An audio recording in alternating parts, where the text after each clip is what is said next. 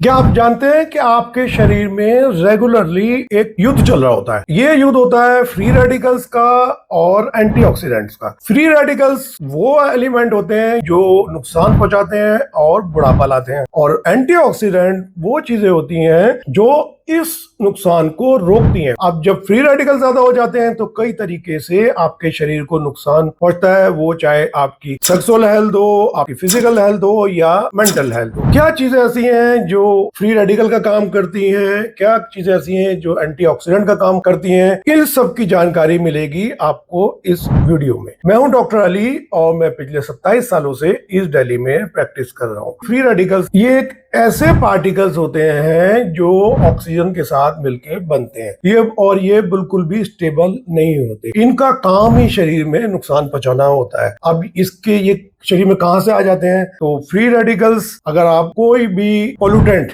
यानी कि पोल्यूशन वाली चीज शरीर में जा रही है, कोई केमिकल बाहर का केमिकल शरीर के अंदर जा रहा है, वो फ्री रेडिकल बनाएगा। बहुत ज्यादा बाहर का जंक फूड आप ले रहे हैं, वो फ्री रेडिकल की तरह काम करेगा। बहुत ज्यादा स्ट्रेस में है आप, टेंशन में, वो भी फ्री रेडिकल का काम करेगा। बहुत ज्यादा कोई नशा कर रहे हैं, धूम्रपान कर रहे हैं, से भी शरीर में फ्री रेडिकल बनते हैं और नुकसान होता है।